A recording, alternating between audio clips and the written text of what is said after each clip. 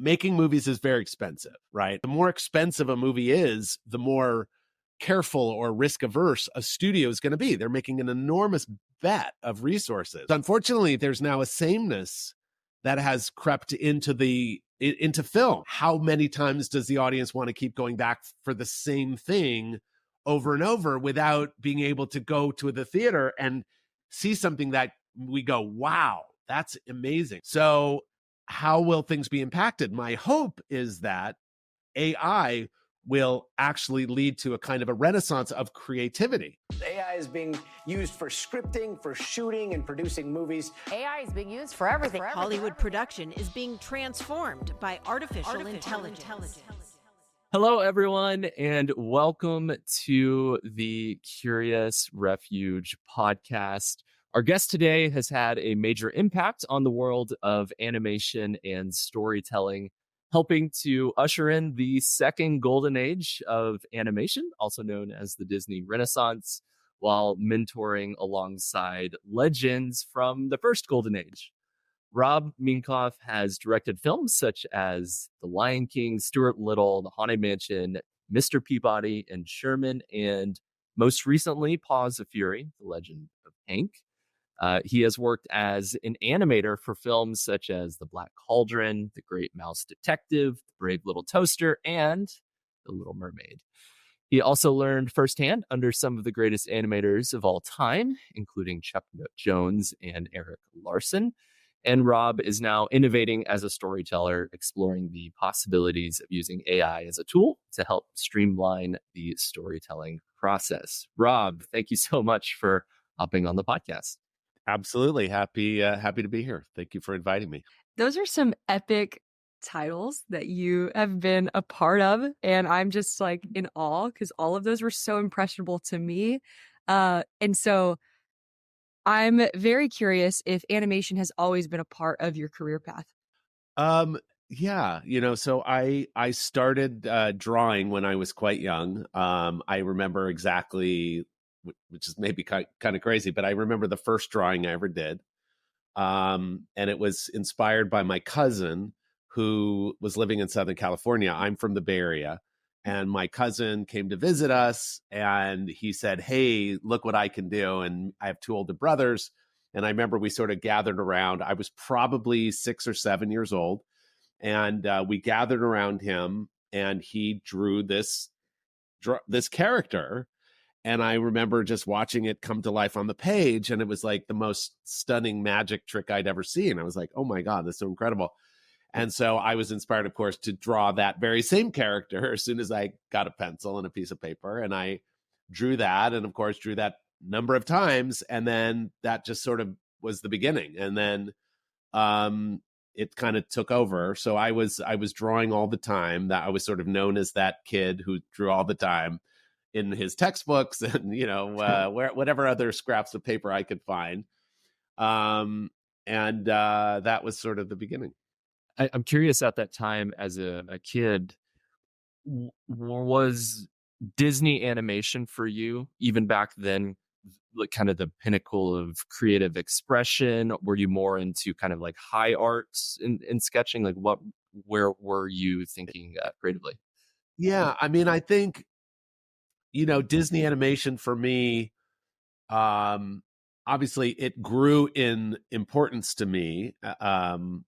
Getting the chance to see some of the great classic films in movie theaters, which is what would go on then, and not really knowing when they were made. I actually have another kind of formative experience, which was going to my dad's business. He owned an audiovisual business called Audiovisual Center in Palo Alto, California.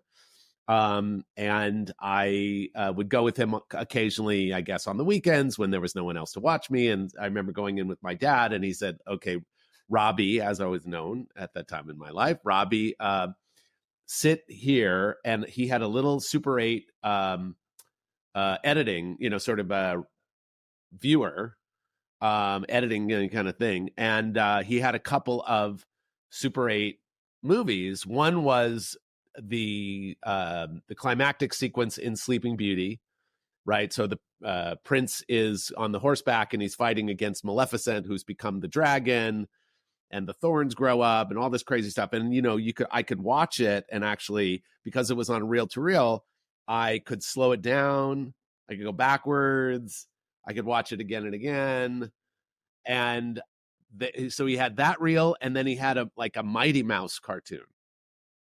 And it was, so Mighty Mouse was like beating up the cats, and again, it was like watching animation come to life like that was a magic trick, even more impressive than just seeing that one drawing come to life. Like, suddenly now these drawings, were living and breathing, and that really was fascinating to me. So that was kind of, again, an early kind of thing. And I had that Disney, sort of just impressed by that film, and that's stayed with me, I think, even to today. So as I grew older, Disney animation, I think, became more important. But for me, the thing that I would watch mostly were probably Warner Brothers cartoons, just because they were available.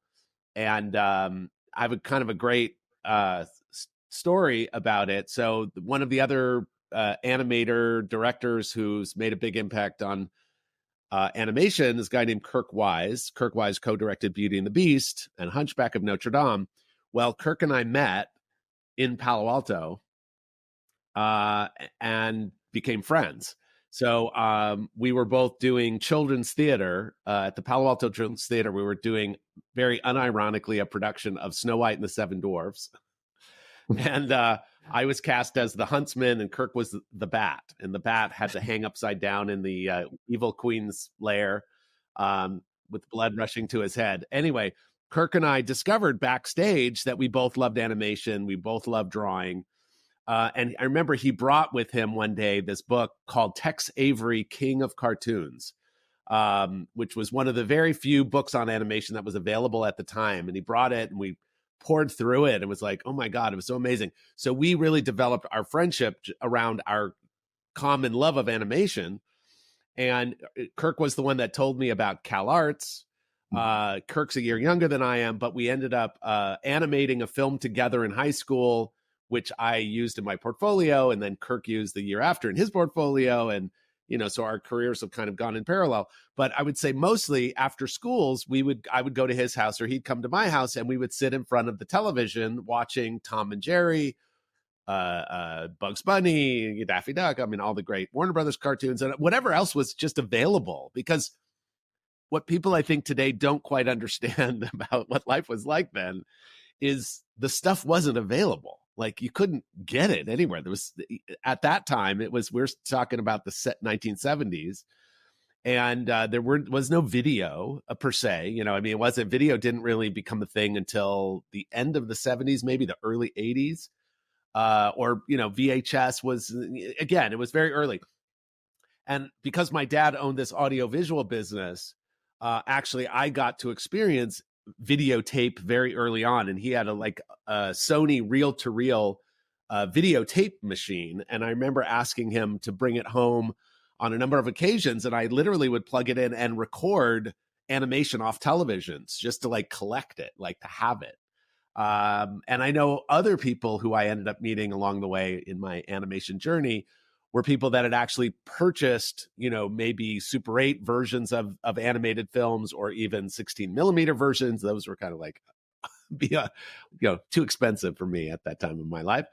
But that's the way it was with us. It was very meager, you couldn't access anything. So having crazily almost everything available, you can just find everything. It's all on YouTube. It's all in the, it's all somewhere in the internet, or it's on a streaming service somewhere. So it's just an incredibly different experience. And do you feel like that time, having less resources available to you, in some ways was almost a gift? Because I think a lot of people now feel like, there's this infinite menu of opportunities and rabbit holes that you can go down, on YouTube, for example. Do you feel like, having this little more limited scope of the resources available to you allowed you to focus in a way that might be challenging today, or how do you view that? It's interesting. I mean, I suppose, we're really talking about feast and famine. I mean, because again, when I say not available, I really mean like not available. So if you wanted to see something, you'd have to like schedule your time around it. Like, you know, if you're going to watch an animated film or even animated shorts, like you had to be in front of the TV as it was happening, because that was all you got. So when movies showed up in the movie theater, it was like for a limited time, you would go out and you'd see it, and then it would go away, and then you wouldn't see it again for whatever. So having this sort of infinite amount of content has absolutely affected the consuming habits, as we all knew it would.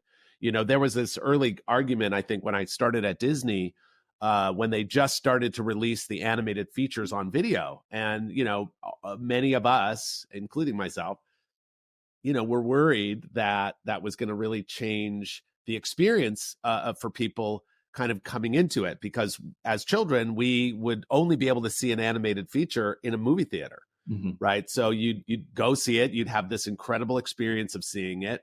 It would go away. And they did that with all the Disney animated features, and they would re-release them every 7 years to movie theaters, basically indoctrinating a new group of children into the Disney ethos. And so when they said, oh, we're going to start releasing these on video, you know, we were like, well, what's going to happen to the theatrical program? Won't that sort of undermine that? Which of course it did. And so, but it was a kind of a blessing or a curse kind of situation. So the curse was, of course, that they weren't going to be releasing them to theaters regularly. The blessing was sort of surprising to me, at least, and I'm sure to everyone, was that I think once they started releasing the movies on video, they were so successful, selling so many copies, that I think that management started to figure out pretty quickly that they were going to just simply run out. They were like, wow, there's only so many animated features. What's going to happen when they're all gone? And they said, well, we got to make more. We got to make more, and we need to make more. Like, let's speed up production. We went from, you know, Disney was making on average in the early, you know, in the 70s, maybe one every 4 years, something like that, because they would finish a movie and then they would start the next movie, and it would take 3-4 years to make it and release it. And then suddenly they were like, no, we got to make one, you know, can we make one every year? Like, how do we crank them out, basically? And the only way to do that was to divide the studio in half, which is what happened during Lion King and Pocahontas. And they said, let's actually try to be in production on 2 movies simultaneously. So the success of the films on video really added a lot of fuel to the whole idea of making animated films. And again, convincing, I think, Hollywood at large that animation was a great business to be in. So, you know, it had a beneficial effect, I think, on the numbers of movies that were being made, and all the other movie studios getting into the animation business. And obviously that was a benefit. We're sort of now going through this doldrums period of animation production.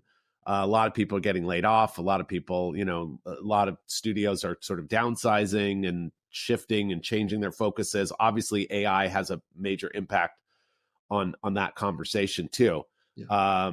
So we're in an interesting place, I think, in the business right now. Yeah, and I would love to.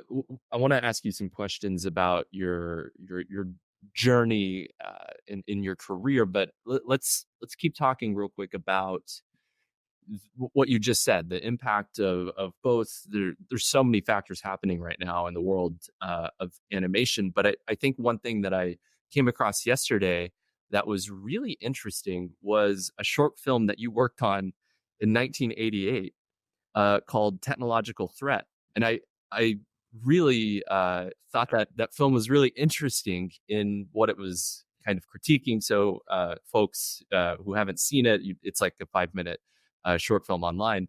But basically, quick synopsis, there's a group of 6 animators working on a animation, and robots slowly begin replacing them. And then, the last disgruntled animator destroys all the robots. It was nominated for an Academy Award and ironically lost to Tin Toy, which was kind of funny. And it's also interesting that 6 animators worked on that from what we saw in the credits. And then it depicted 6 animators in the short film. That was a very interesting thing. So that film was made by Bill Croyer, who's a good friend.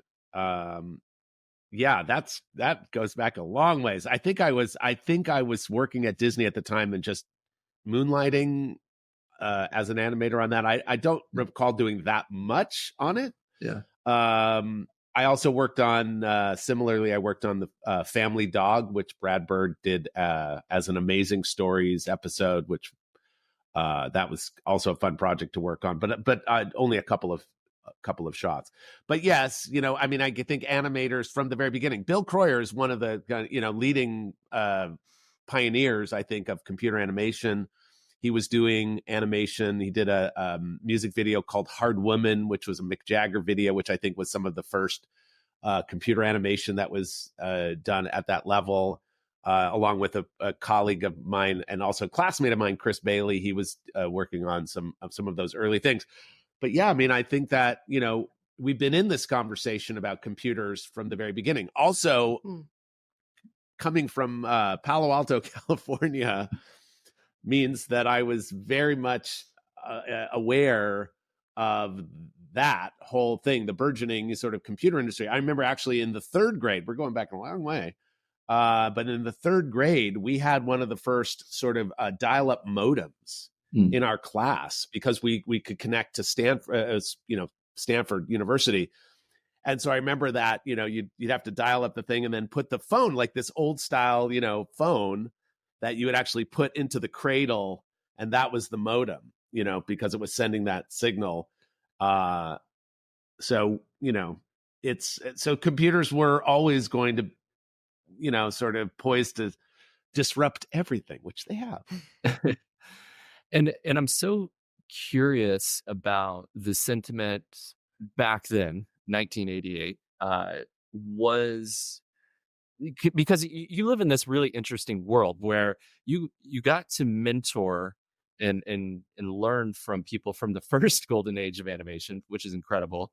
You had an active hand in the second, and now I mean, I don't know if we're entering into a third, but there's definitely changes that are happening in the world of animation, and you're having a hand in that as well. And so I'm so curious about, at that time, were animators legitimately fearful that their job was at stake? Oh yes. Okay. Oh yes. So I think back, again, because we learned to do animation with pencil and paper. And that was we didn't think of it particularly at the time as sort of ancient technology, which I guess it is. But that was sort of the state of the art at the time. And we all have a kind of a love of the of the form, love drawn animation. It's very specific. And when it's done at a high level, it's, one of the most sort of beautiful things, most exciting, kind of things. So when computers started to make inroads, I think that people that had been trained to do traditional animation obviously were very worried. I think it was met at the time with either fear or skepticism, right?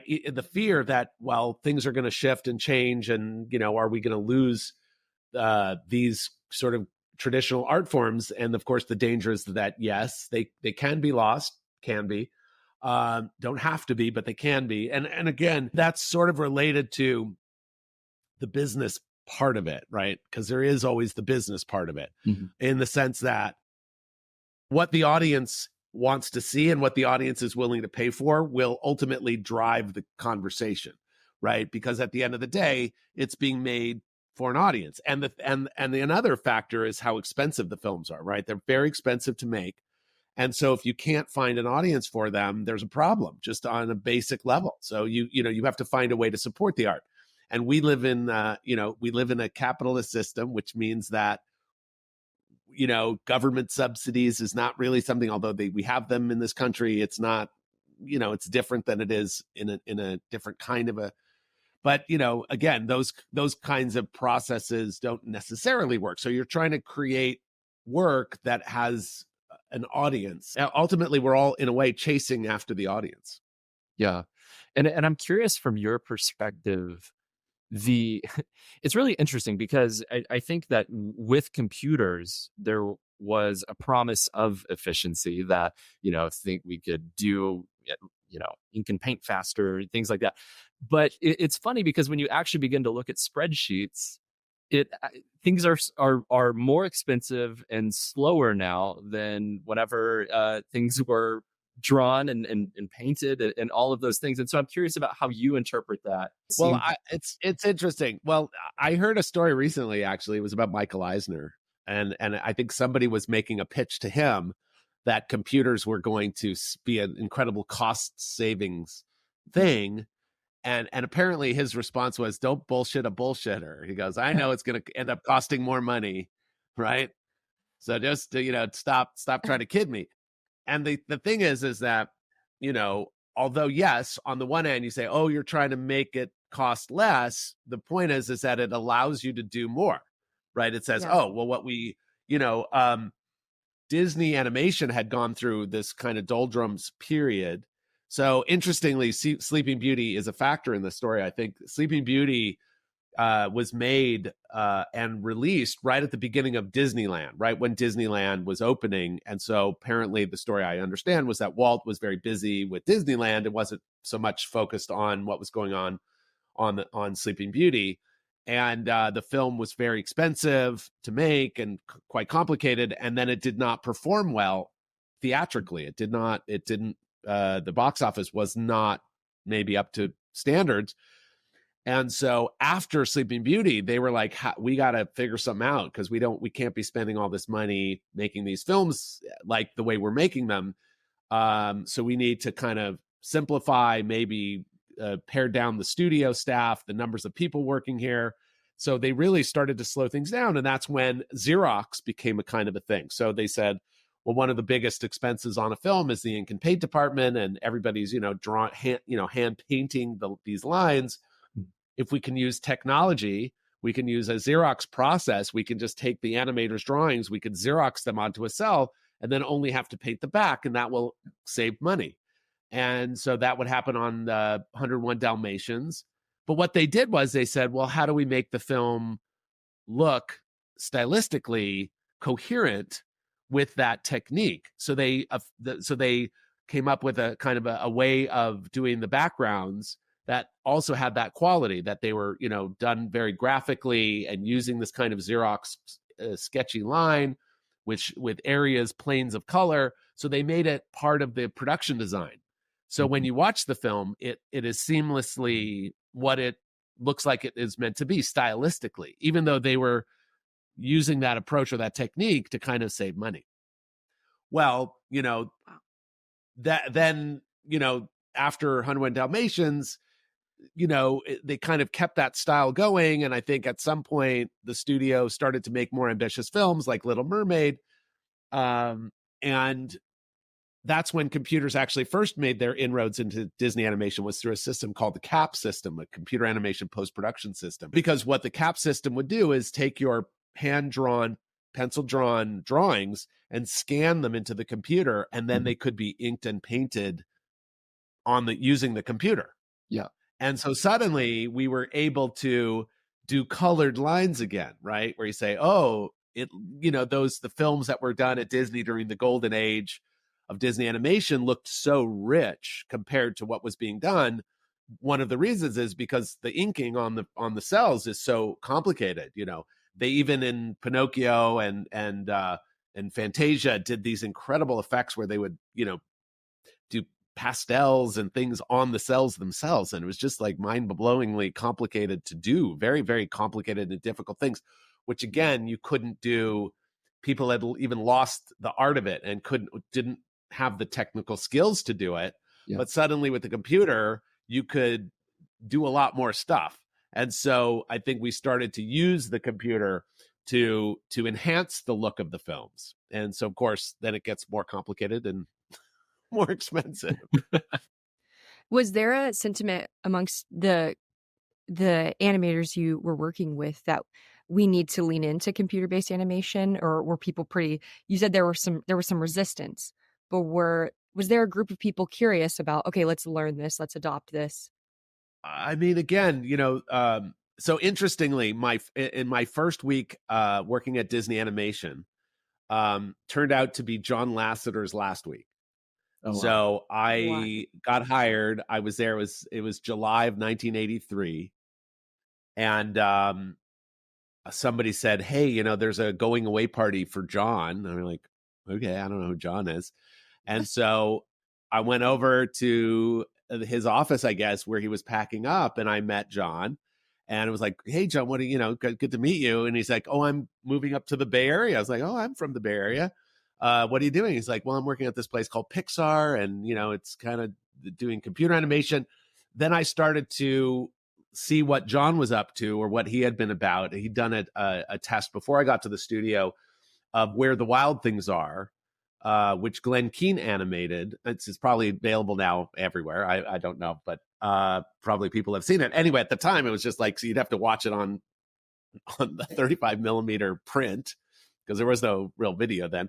So you'd watch it on. So I saw it, and it was all done with a moving camera through computer generated backgrounds. And this was sort of John's first foray into that, doing that. So, I mean, I was very much aware that John was doing that. And then it turned out that I learned that The Brave Little Toaster originally was going to be John Lasseter's movie, right? He had made a film at Cal Arts called Lady in the Lamp and won, I think, a Student Academy Award for that. And it was interesting because John was very clearly, obviously, very early focused on animating inanimate objects, right? So he brought this lamp, no surprises because he did it later at Pixar with Luxo, but his Student Academy Award was this lamp. And then he was going to do The Brave Little Toaster, and the idea that was going to be the first computer animated film. But Tom Wilhite, who I think was running the show at Disney, this was before Michael Eisner came in, before Jeffrey Katzenberg came in. So Tom Wilhite, I think, was promoting the film, and then I think Tom maybe was moving on to something else, and so projects were sort of shifting. John got hired to go work at Pixar, and then Brave Little Toaster ended up in the hands of Jerry Reese, and but a lot of people who ended up going to Pixar later, Joe Rampt, who was head of story at Pixar for many years. Joe was head of story on Brave Little Toaster, and I ended up working on that film as a character designer. That was my sabbatical away from Disney when things were quite slow at the studio. I left for a few months to work on that. Anyway, so, again, from those early days, I think that people were aware that computers were a thing and were going to make a big change and a difference. And so even I remember seeing some of the early computer animation tests, I think that Ed Catmull had done. And they would show them at Disney Animation, and you remember sitting in the theater and looking at it and kind of going, God, it's really crude, right? It's not very good. You're like, it doesn't, and then you sort of go, well, is that really going to be what takes over everything? I don't know. And, when you see it develop from those early days, obviously the impression is quite different. If you look at Tin Toy today, it looks quite crude. Yeah. It doesn't aesthetically do everything I'm sure that they wanted it to do because the tool would only do what it could do at the time. Yeah. But of course, step by step, you saw it improve and then exceed expectations. I mean, there was a kind of a point. I think for me, it was The Incredibles. For me, was a big breakthrough moment because I sort of felt that computer animation was relatively stiff. And again, Toy Story was this incredible film on many, many, many levels. But the style of it was appropriate for inanimate objects. It really made sense because the objects could be relatively stiff. And then the human characters in that first movie are kind of weird and whatever. They work, obviously. But, again, in the early days, when The Incredibles came out, it was like, whoa, like, wow. Like they got a level of flexibility and performance and stuff that was like, wow, it was just shocking to see that leap. So again, as all those things happen, you sort of see how it's developing, and you're like, wow, you can do with computers what, they seem to be as adaptive and as flexible and as expressive as any animation I've ever seen in 2D traditional animation. And I remember being in that conversation with a lot of people too, which was simply that, the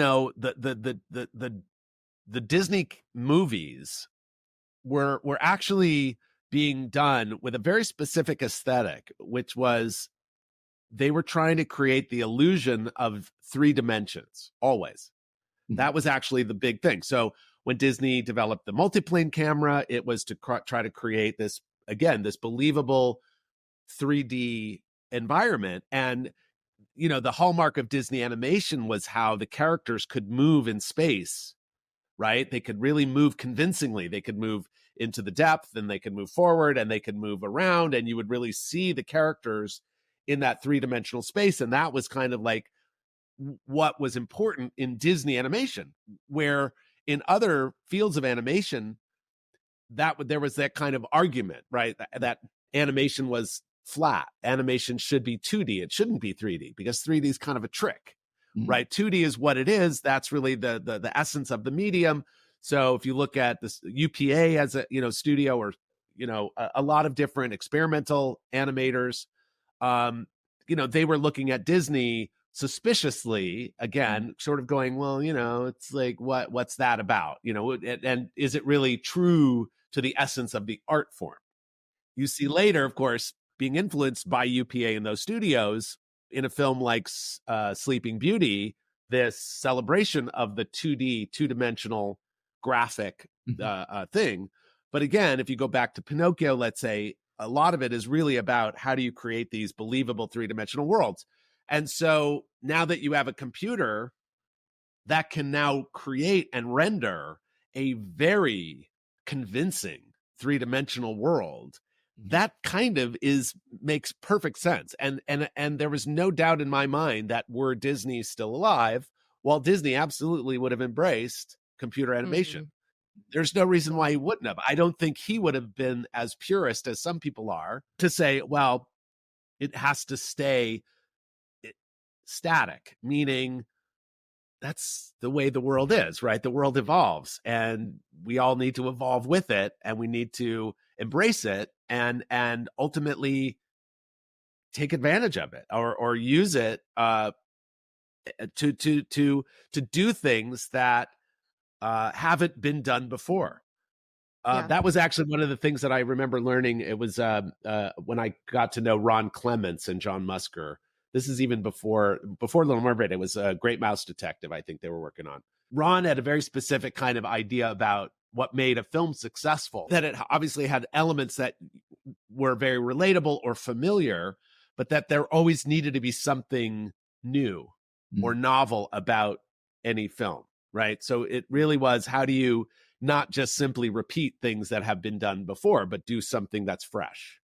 Freshness actually was a kind of a very important thematic thing that people would say, we're trying to create something that feels fresh. If it doesn't feel fresh, the audience will say, well, I'm not interested. Right. And I'm curious for you, you've directed a lot of animation projects, and that drive for creating something fresh or innovative, I'm sure can consume a huge part of the pre-production process, R&D. How do you balance R&D and trying to push the envelope with the reality of, like, also we need to get this project out the door? How does that work with you? And does the R&D, does that inform the creative decisions that you make in the story, for example? Yes. It's not, there's a science of it, and there's an art of it, right?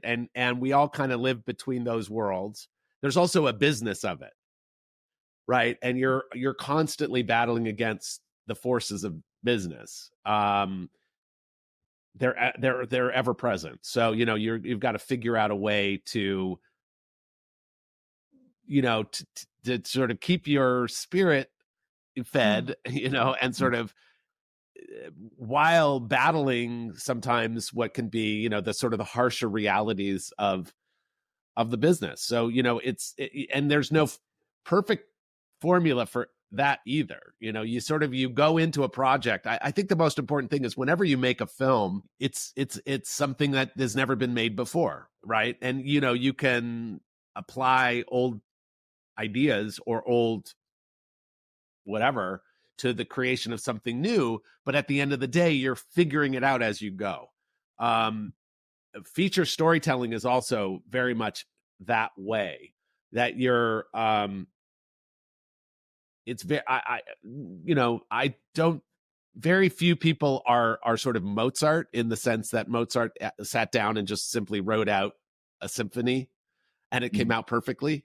Like that's, maybe some people do that, but I'm definitely in the school of learning and discovering what you're doing as you're doing it. Because what you're trying to do is you're trying to excavate what the meaning of something, what the meaning of the story is, and trying to figure it out as you're going along. And sometimes you feel like, oh, I got there. And sometimes you feel like I didn't quite get there.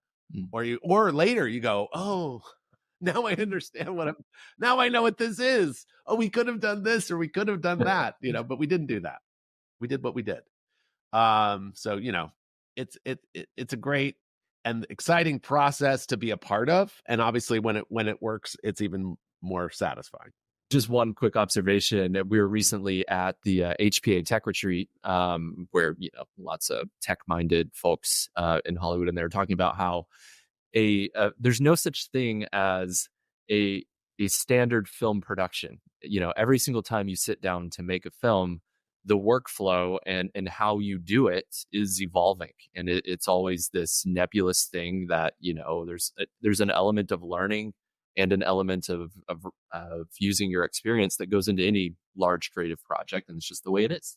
One of my favorite filmmakers is Alfred Hitchcock, and if you read about the making of some of his films, he's very focused on casting. And he'll say, for this film, I wanted so-and-so as an actor for it, and I couldn't get them for this reason. And I ended up casting someone else, and it didn't quite work. Because I had this other thing in mind, and I was trying to do that, and then I couldn't quite do that. So I had to shift it to sort of do that. And it didn't really end up the way I had originally thought about it, originally imagined it. And the truth is, you have very little control often over those things. For instance, in Lion King, there were a number of actors that we wanted to hire that we couldn't. So, for instance, Scar, we originally, I think, went out to Alan Rickman, who, of course, we know Alan Rickman as Snape from Harry Potter. But at the time, he was only in the movie Die Hard, a great movie, and he's this great villain, and his voice was just so incredible, just dripping this kind of sarcasm and so much attitude. And we said, Alan Rickman would be a great Scar. And I don't remember, I'm sure, whatever, it was probably Jeffrey who was the one calling the agent going, hey, we want Alan Rickman? And then we heard back, Alan's not available, or he's not interested, or whatever. And then we're like, okay, well, who else could it be? And at the time, there was a movie out with Jeremy Irons, Reversal of Fortune. He was playing Klaus von Bülow.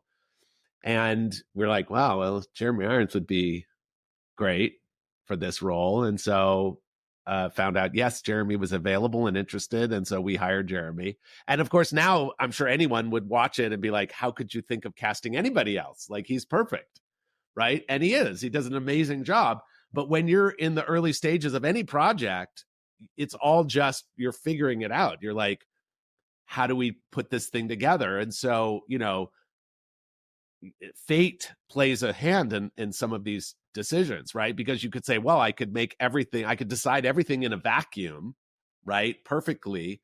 But we don't live in a vacuum. We live in the world, and there are unexpected things, right? And there are, but what I learned, I think at Cal Arts very much so, was to embrace the process, to the extent that the process sometimes presents things that you didn't expect, right? And you sort of have to be open to that.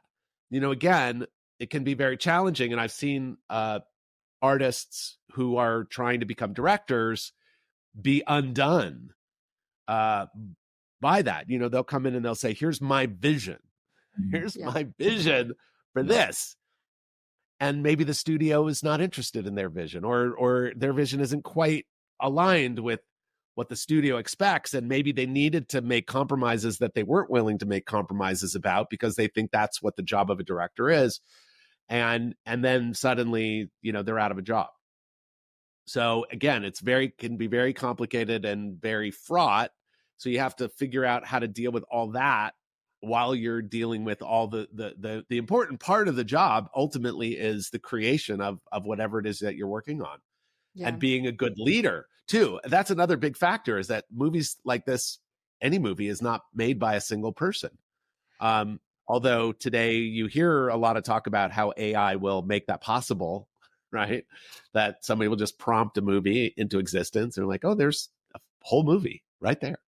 Like, I didn't need to work with anybody. But currently in the world, and I'm not sure that I want that to change per se, is that we work with a lot of people. And there are a lot of people that can make big contributions to these projects. These movies are enormous, they're immense, and require the talents of so many people. And even we've seen the collaborative AI films always shine. When it's a group of people collaborating on something, even in AI, it's just that really stands out as a great story and a brilliant film and well crafted. So that's been really interesting to witness. I am curious. I want to talk a little bit about The Lion King. Were you aware in the production of that film? I mean, it's one of the greatest films of all time. Were you aware of how iconic it would be in the creation of it?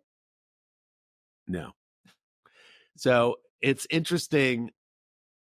It's interesting because I'd been at the studio a long time, and I started out as kind of at the very lowest level, an in-betweener, and then became a character designer on Great Mouse Detective. Then I got to do animation on that film. And then I did character design in Little Mermaid and animated Ursula, just the early test footage of that character, but, helped kind of shape her personality. So when we started on Lion King, actually, Disney obviously had made The Little Mermaid, which was an enormous success and sort of brought the studio back to kind of its roots. And then Beauty and the Beast came out, was hugely successful. I had directed a couple of Roger Rabbit shorts, and then Lion King was kind of a project that was in a little bit of turmoil, which is not surprising. They all sort of went through early stages kind of turmoil, but they decided to change leadership on the film, which is when I got involved. And at the time, the film was very much a kind of a very serious true life adventure story about a lion who grows up like Bambi. The original pitch was Bambi in Africa, and it very much was trying to be that, which was a very realistic kind of the cycle of life, a circle of life, of course, but this life cycle about a lion who's born and then grows up and then has to step into his role. But there was none of the sort of the spiritual component of the film, Mufasa's ghost coming back. That was actually not part of the film. So when I started on the film, I had read that the initial screenplay that had been written by Linda Wolverton, and I went to my first meeting with Don Hahn and Roger Allers, and I said, I know the studio's not fully embraced what the project is, but how much of it are we allowed to change? And Don said, everything. We're like, oh, okay. Wow. So let's figure that out. So the first thing that we did was we set up a group of collaborators to re-break the story. So it was me and Roger, Kirk Wise and Gary Trousdale, who'd done Beauty and the Beast, and Brenda Chapman, who was our head of story. And we sat in a room together and we sort of said, what could this become? And I remember, at least at the beginning saying, there needs to be more Disney magic in this story. It's kind of dry. It's very serious and very dry, and it needs some magic and it needs some humor and it needs a bunch of these different things, and being influenced very heavily by the movie Star Wars and Joseph Campbell, who I think we all learned about because of Star Wars, making the film a hero's journey and sort of more of an epic. And we talked about it being somewhat biblical at the time. We were like Joseph, the story of Joseph or Moses, whatever, going out. He never left the Pride Lands in the initial version of the script, and so the idea that he would be outcast. Timon and Pumbaa were characters, but they were childhood friends of Simba and Nala who played around the waterhole, which was a sequence that they had already storyboarded. We said, let's make Timon and Pumbaa outcast characters. Instead of children, they'll be adults and funny and, comic relief and da-da-da. So we really got to really kind of recreate it. But at the time, the film had a sort of I would say, relatively speaking, kind of negative perception at the studio, and certainly among the artists at the studio. And so this was the first time the studio was going to be divided into two, and Pocahontas was going to be made simultaneously. And there was a big meeting of both of the leaderships of both movies, of Pocahontas and Lion King. And Jeffrey Katzenberg was there and got up and basically said, Pocahontas is a home run.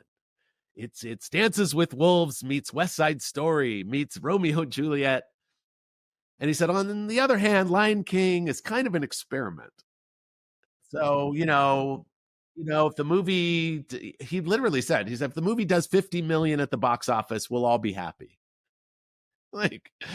Which was not the thing to say to a group of artists who were like, oh God, they're like, I don't want to work on that movie. I want to work on Pocahontas. It's a home run. Did that almost inspire, like, we're going to make this the best film? Or were you a little like, oh man, I don't know what we're doing here? I'll be honest with you. It was more like we were terrified. We're like, how are we gonna, like, first of all, Little Mermaid, Beauty and the Beast, and then Aladdin came out, and each one was like a bigger success than the previous one.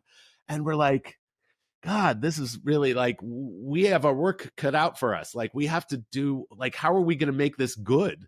Like, we just have to do whatever we can, and we like pull out all the stops and like anything we could do. We always used to think about it. It's like anything and the kitchen sink, right? And it was like, partly the challenge was, it was a story about animals, right? And Little Mermaid, Beauty and the Beast, Aladdin, all about people. And so doing an animal story was very challenging, especially because you couldn't really use props particularly. So you have to tell a story where mostly the characters are quadrupedal, where they're on their 4 feet. But we were looking for every kind of opportunity we could to let the characters use their hands, their paws, in expressive ways, because it was just, we have to like find ways to bring it to life. So we said, let's have Rafiki give him the stick. That way he's got a prop, and, he's also got, opposable thumbs. And Timon and Pumbaa. Timon obviously is a very humanistic character with hands, that he can use. But everything was like, how do we just make it entertaining, and how do we enrich the emotional story? And it was like every step of the way, we were just pushing and pushing and pushing. And, we had to just literally figure it out as we made it. Wow. And how did you land the opportunity to be the director? So you said, I mean, of course you have this background in animation and worked on some huge films, and then you directed a few shorts and then became the director of The Lion King. Like, was that because the studio was kind of splitting? I was I think so early on, I was an animator, but that was really my expertise. And I think, but I got to work on the Great Mouse Detective in the kind of the early days of the project. I was a character designer. I was really brought on, and it was kind of an amazing opportunity because I was a in-betweener, right, which is the lowest of the low. And I knew one of the artists working on Great Mouse Detective, Brian McEntee, who ended up going on to being production designer on a number of different movies, including Beauty and the Beast. And Brian was a good friend, and Brian said, oh, I heard that they're looking for someone to do character designs. And he said, I recommended you. Like, wow, thank you so much. And then I think I got a call from John Musker, who I, didn't know particularly well. I knew who he was. He was the director of Great Mouse Detective, and I was just, an in-betweener. So John said, I'm calling on Brian's recommendation. Do you have any drawings you could bring by the office? I was like, well, as a matter of fact, I do. Because as an in-betweener, which is was kind of mind-numbingly boring, because you're basically carving a line between two lines, and it's labor intensive and not that exciting. I would sort of do a in between, and then I would pull out a fresh piece of paper and I would just draw for fun, draw characters and draw stuff just to kind of keep my, keep from going crazy, basically. But I would take the drawings and I would just sort of slip them into the desk, and I ended up having a stack of drawings. So when John said, do you have any drawings? I said, yes, as a matter of fact, I do. And I grabbed that stack of drawings and I went up to the second floor where John had his office. And I think I met maybe Ron and Bernie Mattinson, who was producing the film. And I said, here are my drawings. And they looked through them and they were like, okay, these, we like them and we'll let you know. I'm like, okay. So I went back to in-betweening, and then I got a call from the head of production, a guy named Ed Hansen. And he said, and he was a little perplexed. He was like, I don't know how I don't know how this happened, but apparently they want you to come on and do some character designs on the movie. I was like, wow, that's amazing. Fantastic. Very happy to hear that. And he said, but don't get too comfortable. He goes, it's only going to be for a couple months, and then you're going right back to in-betweening. I was like, okay, great. I'll take it. I'll take the 2 months. So I got to move up to the second floor and I started doing character designs on the movie. But because there was only about a dozen people working on the movie, I got to go to all the story meetings. Mm. And so I would sit there quietly in the back of the room watching as the boards were being pitched. And I could kind of tell from the very beginning, it was like I was more interested in how the story was being told. And as the conversation would go on about how to play certain beats, or whether it should be, whether they should use suspense or surprise. I remember that was that was being discussed about one of the sequences. And I remember thinking, wow, well, I actually, I have an opinion about this. And that's kind of really my focus. I'm more interested. So when I became an animator on Great Mouse Detective, I felt very much dislocated from the movie. I mean, it's like I was focused on this sequence in the movie, but I was like, I kind of want to weigh in on other stuff. I want to be involved in, kind of how the movies are getting made.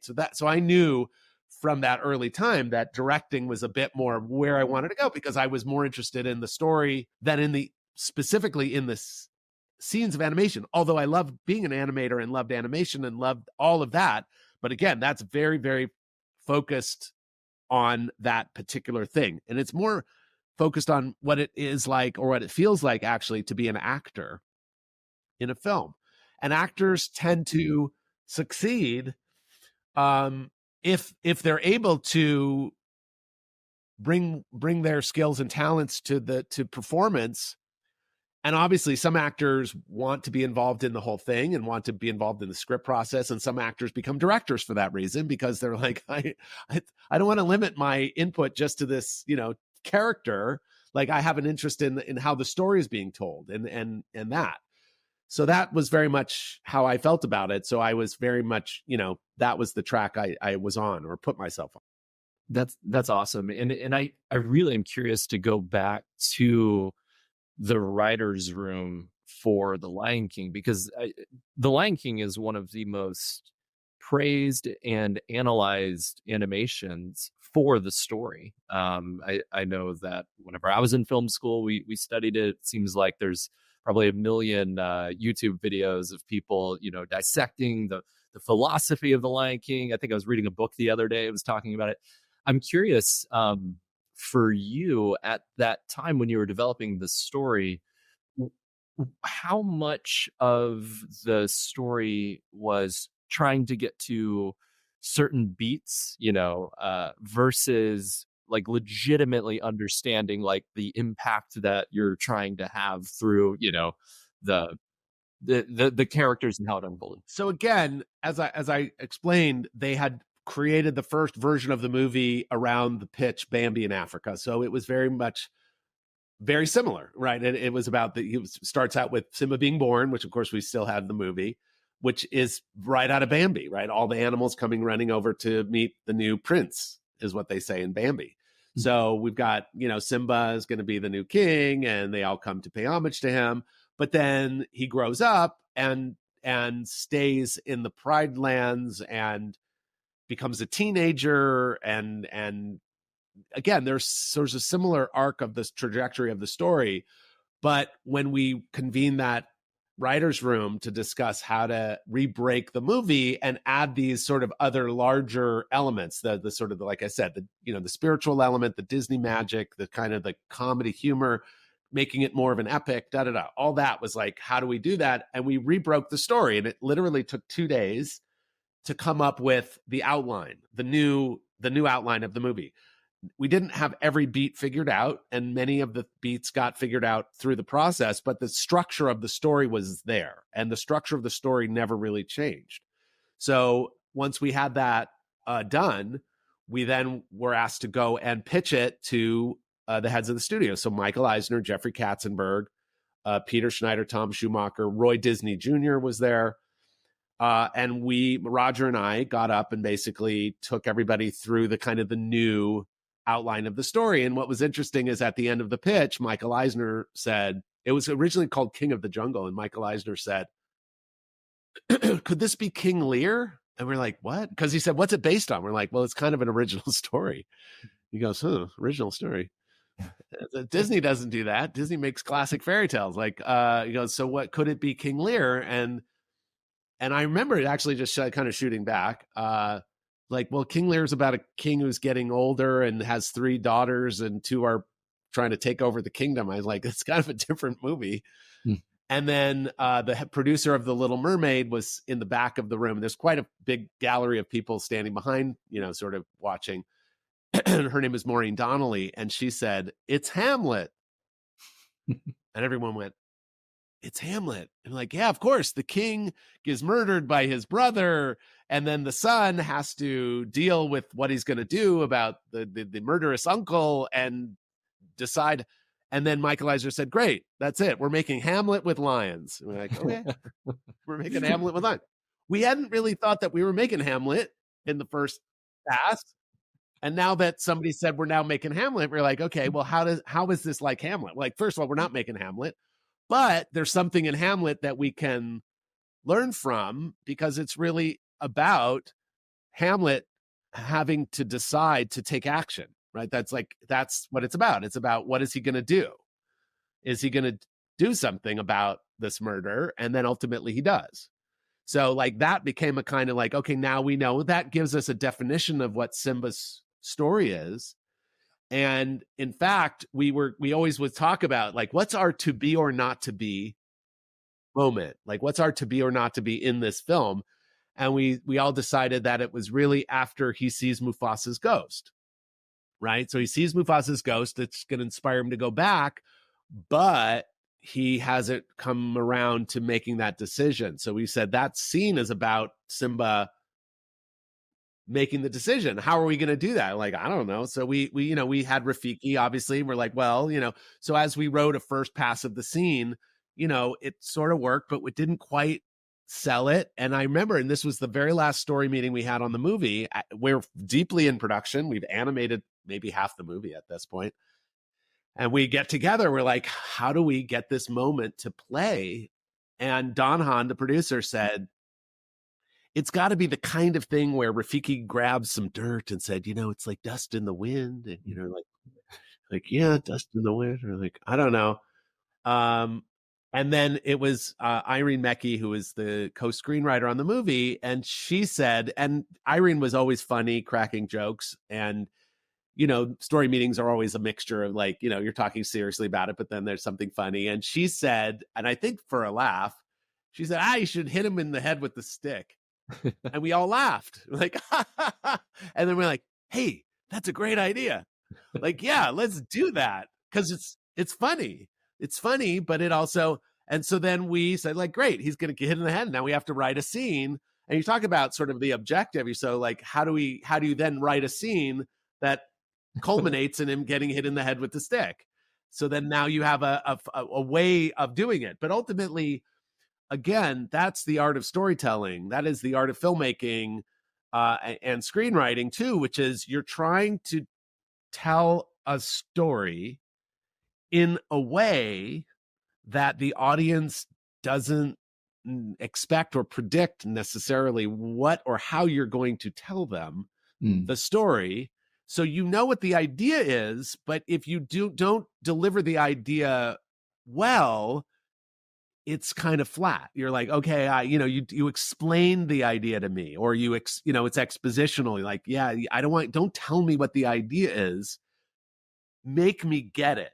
Like, do it in a way that the audience goes, because that's the joy of the experience of being told a story, is when the idea is illuminated in your mind. You're like, wow, right? Like, oh, I got it. Like it's a magic trick, kind of like they got it. They conveyed that idea to me in a way that was unexpected, or that allowed me to participate in the storytelling of it. Right. I had to bring myself to it. They didn't just explain it, or and again, and you struggle through, as a writer, whatever, you struggle through that process, because you say, here's the idea. And the first pass of it maybe is flat or not quite what it needs to be. And it's still, the idea is right, but it's like, you also need to deliver that idea in the right way to make it satisfying. Rafiki is one of the most brilliant characters in any animation. I feel like he lives in my heart. He's just so sweet. That's so funny. Well, see, that was so in the original version of the movie, as I mentioned, the Rafiki was in the movie, but he was very, very serious. And he was treated as a kind of an elder statesman. And there was a scene in the beginning of that version of the movie where Rafiki was at the birth of Simba, but he has a scene with Mufasa, and Rafiki was the one that says to Mufasa in that version, "What are we going to do about Scar?" And Mufasa says, "Yes, you're right. Scar is a problem." And Rafiki was like, "Yes, he's a problem. And we need to figure out what to do with him. And he's a problem." And then one of the things at the very beginning, we were like, how do we make this more entertaining? And we said, well, what if let's just change Rafiki's character? Like, he doesn't have to be this straight man. Like, and we actually, our model for him was Ben Gunn from Treasure Island, like the character that's left alone on the island. And, he's kind of a crazier, mercurial character, like, laughing and crazy. So that was sort of our image of the character. And then we said, what are we going to do? Who's going to act that? But they had already actually hired Robert Guillaume, the actor, to play Rafiki. And we're like, he's not like that. Like, he's very serious. I mean, he's funny, but he's very dry. And, the show Benson was his TV series. And, he plays this very sort of aloof, kind of dry character, but very straight, very serious. And so we were in a meeting with Don Hahn, and we're like, shouldn't we be thinking about recasting? And Don said, well, we hired him already. And he goes, he is an actor. Like, maybe you could get it out of him. We're like, oh yeah, he's an actor. Okay, let's try it. Let's go in the studio. So we met with Robert Guillaume, and we recorded him, and it came out at the beginning very straight and very dry. And we're like, oh God, this isn't going very well. And we're like, he's just not giving us this crazy thing. And I can't remember. I'm pretty sure it was like, I said, Robert, when you say this line, right before you say the line, just laugh. Like, it's just ha ha ha, just cackle, whatever. And he did it, and was like, oh my God. Like, he was a different character. It was like, he came up, you're like, wow. And then his line reading was influenced by that energy. And we're like, oh my God, that's fantastic. Like, that's the character. And so every time we got into a studio with him and we would do a scene, he would tend to go back to what was his normal rhythm. And again, it was like, oh, so low energy, and it was not right. And then we'd say, could you just laugh going into the line? Just laugh, and then every time it would have the same effect. So we managed to get that performance out of it. Well, I don't want to take too much of your time, so we have about 10 minutes. And I do want to talk about AI and creative adoption. Sure. And so is there anything different about the AI revolution that makes it unique from the digital revolution? Well, I mean, obviously the biggest factor is in how kind of stunning and awe-inspiring and somewhat frightening the results are, that you can create these sort of incredible scenes or what look to be scenes or moments or whatever. And you look at them and you go like, I know how you would normally do this. Like, I know what it takes to do this. And the fact that you can do it by just saying, give me something, and it comes out with something that's kind of stunning and incredible is mind bending, truthfully. I mean, when I first started to see it come online, you're like, oh, fuck, what? Like, what? This is crazy. Like, this can't be wow. We're living in some other universe. Like, I don't know that I ever expected or anyone ever expected this to happen. From what I understand, even when Chad Nelson started at OpenAI, even OpenAI had no idea what it could do. That's a story I heard, that he started creating stuff using their tools, and they were all like, what? Like, they had no idea that it was going to be capable of that. So you're like, wow, what's going on?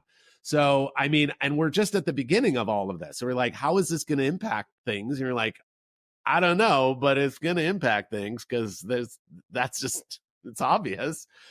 Now, when people talk about it now, they sort of, the sort of the buzzword is, well, AI is going to do everything.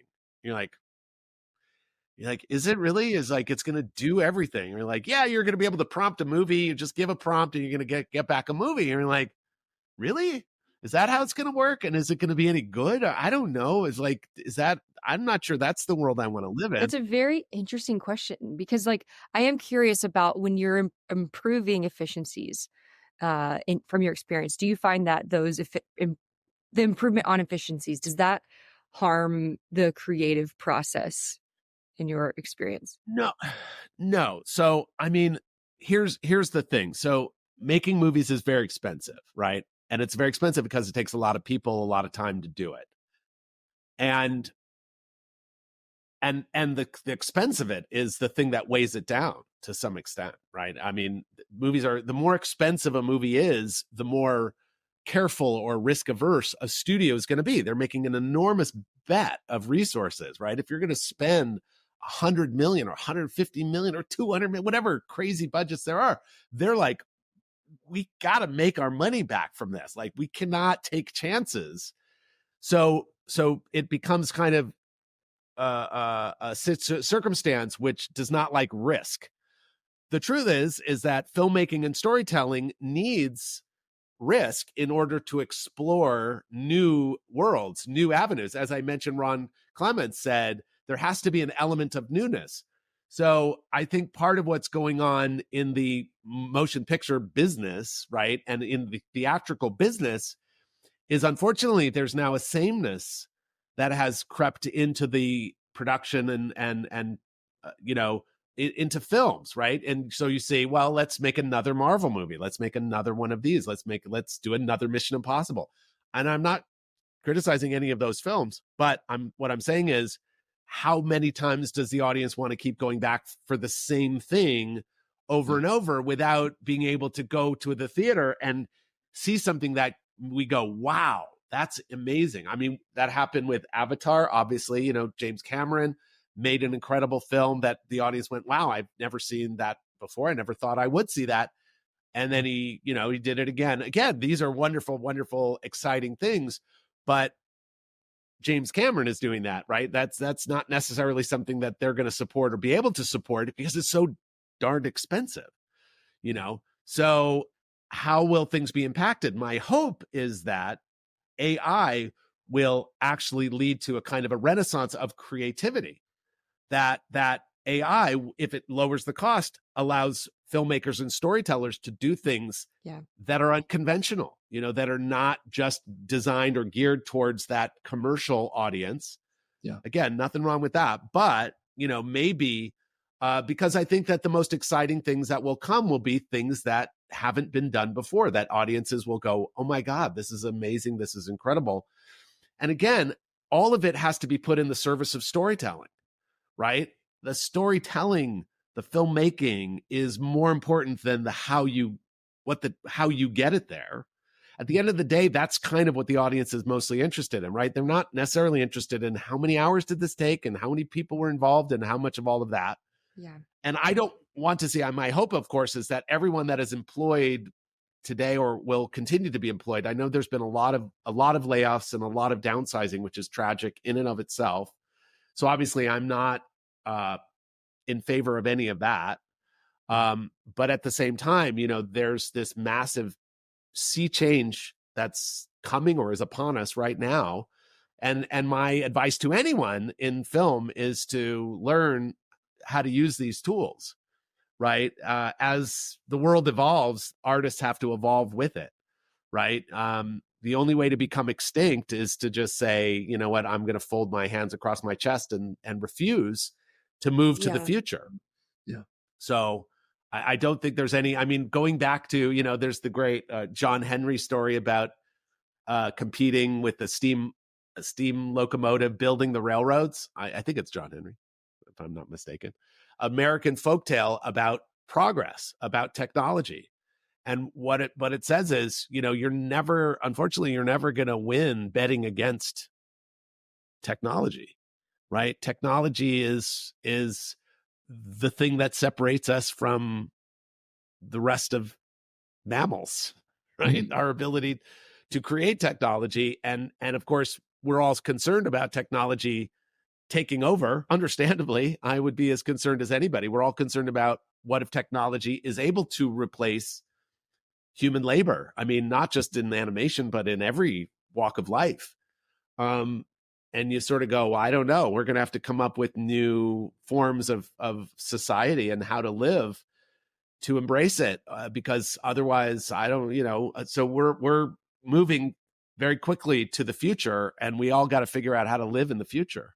Yeah, 100%. It's like the Industrial Revolution happened, and physical labor was reduced because of that, and now computers are beginning to think, and so the cognitive revolution is happening, and it's definitely changing a lot. It is, and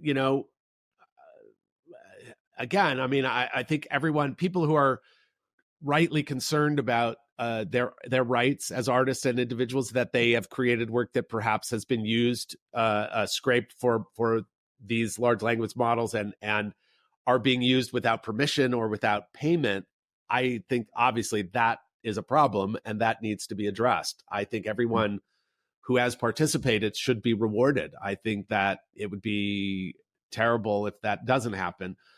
But I do think that these tools are incredibly powerful, and they are democratizing tools, right? They are tools that are basically available to all to some extent, although some are not yet available, like Sora. Why is Sora not yet available?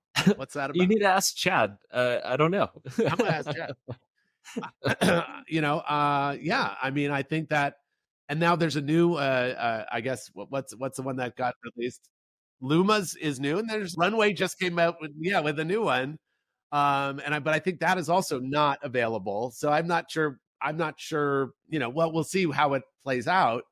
But obviously things are happening, things are changing. And I think, again, hopefully people will figure out how to put these incredibly powerful tools into the service of people, humans and human filmmakers and storytellers, and that they will empower storytellers and creative people, creative thinkers.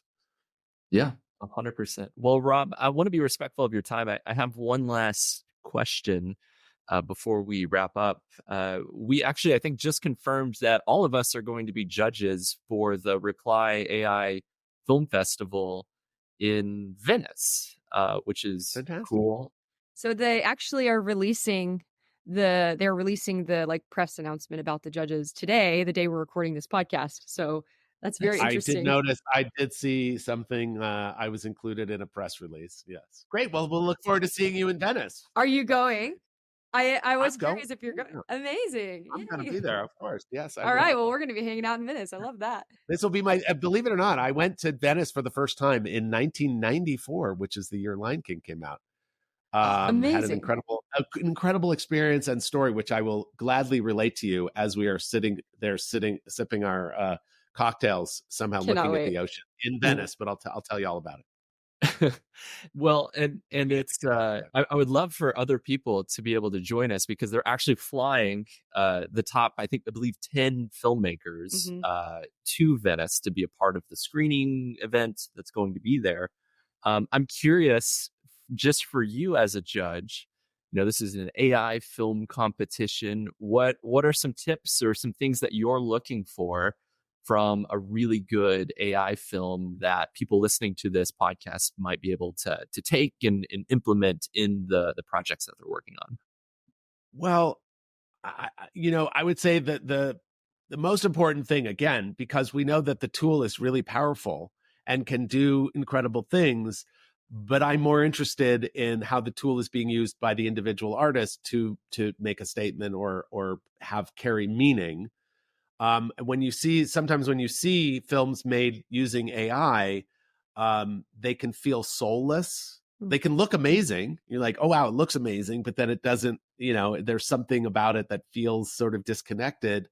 I would say I would be looking for, films that overcome that really look like they are expressing an individual point of view.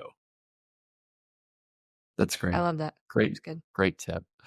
Well, Rob, thank you so much for hopping on the podcast. We really appreciate you sharing your insights and just taking the time. Thank you so much. Yeah, Absolutely. Thank you. So fun. Thanks, Rob. Of course. And thank you for having me. I'm so sorry. One last question. If people want to connect with you online or see more of your work, where can they go? Well, I'm on Instagram, as many of us are. Just Rob Minkoff is my handle, and I'm on LinkedIn as well. So I think those are obviously the easiest places to reach me. Fantastic. Great. Well, thank you so much good. again. And yeah, appreciate it. And congrats on the Lion King being a success. You really did it. Thank you. Well, it wasn't a guarantee, so it was. It turned out.